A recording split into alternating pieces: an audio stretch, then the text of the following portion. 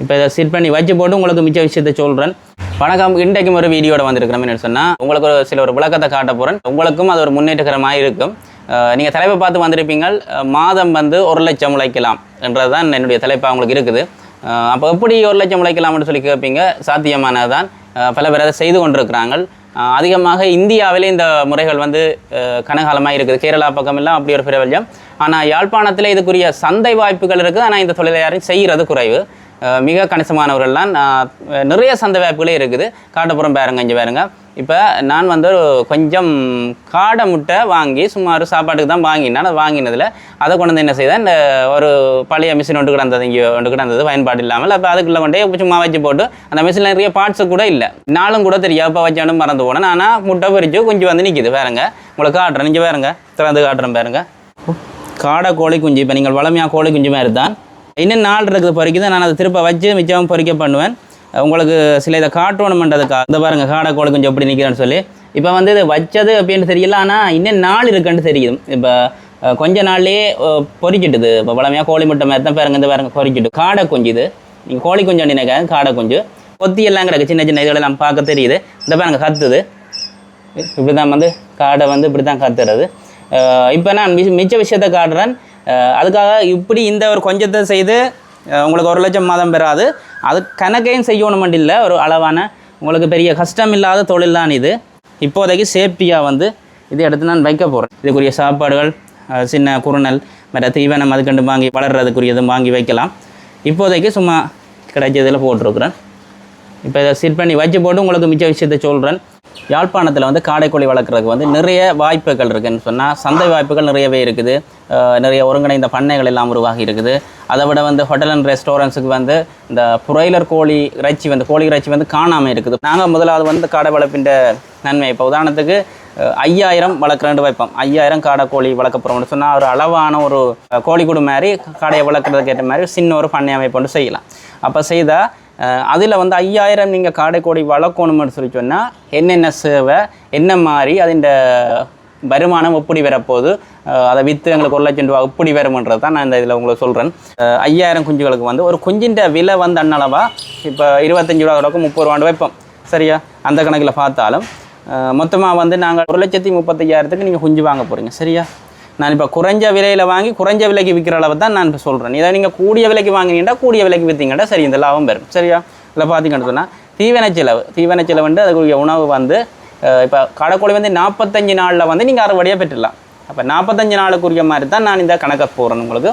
அப்போ தீவன செலவு அப்படின்னு சொன்னால் 500 கிராம் தீவனம் 45 நாளைக்கும் ஒரு காடைக்கோழி குஞ்சிலேருந்து வளரும் வரைக்கும் உங்களுக்கு முட்டைறதுக்கோ இறைச்சி கெடுக்கிறதா இருந்தாலும் 500 கிராம் போதுமானது. 500 கிராமுக்கு 45 ரூபா செலவாகுது. 45 ரூபா. அப்போ தீவன செலவு 2,25,000 பார்த்தோம்னு சொன்னால் இப்போ பராமரிப்பு செலவு, மின்சாரம், அதுக்கெல்லாம் ஒரு 40,000 போட்டால் 4 லட்சம் ரூபா உங்களுக்கு செலவாகுது. 5000 காடைக்கோழி வளர்க்குறதுக்கு 45 நாளுக்கு உங்களுக்கு 4 லட்சம் ரூபா செலவும் வருது.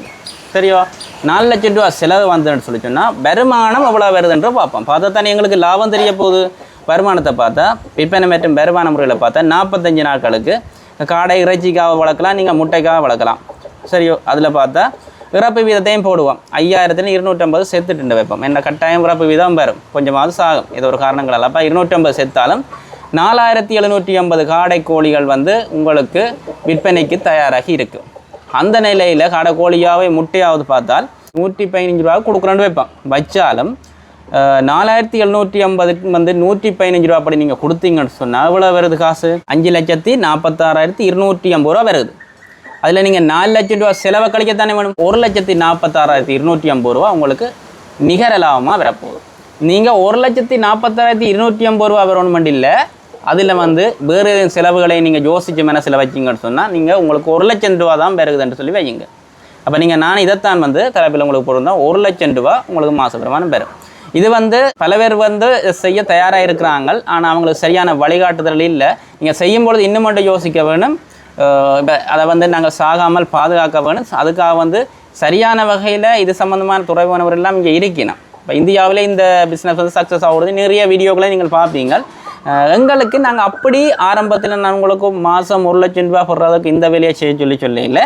எனக்கு விளங்கின அளவுக்கு நாங்கள் இப்படி செய்யலாம்னு சொன்னால் நாலில் ஒரு பகுதியை யோசிச்சு செய்யலாம். 25,000 ரூபா வருமானம் பார அளவுக்கு செய்தீங்கன்னா உங்களுக்கு போதுமானது. சொன்னால் இது ஒரு பார்ட் டைம் வேலையாக செய்யலாம். இப்போ 5,000 சொல்லிக்கல அதை கொஞ்சம் ஃபுல் டைமாக தான் எடுக்கலாம்.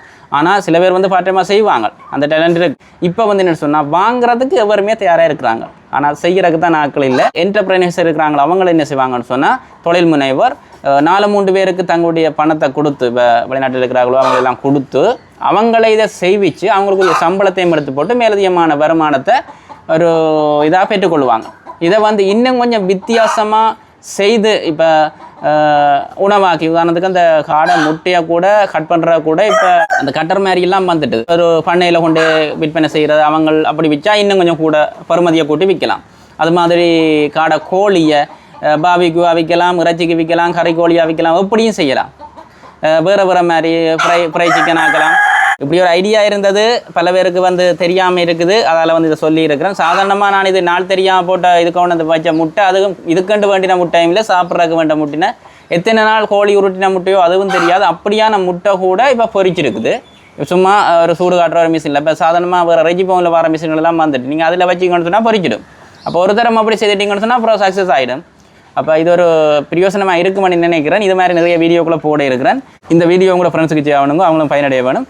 தொடர்ந்தும் அடுத்த வீடியோவில் சந்திக்கலாம். உங்களோட ஐடியாக்களையும் சொல்லுங்க. இந்த வீடியோவை லைக் பண்ணிவிட்டு கமெண்ட் பண்ணுங்க. இதை பற்றி இது சரியான விஷயமா இல்லை இதில் ஏதாவது மாற்றங்கள் இருக்கா, சில பேர் ஏதாவது செய்து கொண்டு இருப்பீங்க, அவங்க இந்த வீடியோ பார்த்தா நீங்கள் வந்து கண்டிப்பாக கமெண்ட் பண்ணுங்க. நல்லதோண்டு இல்லை இது பிள்ளையான விஷயங்கள் இப்படி செய்யலாது, இது நட்டத்தில் போகும் அப்படின்னா அதை பற்றியும் சொல்லுங்க.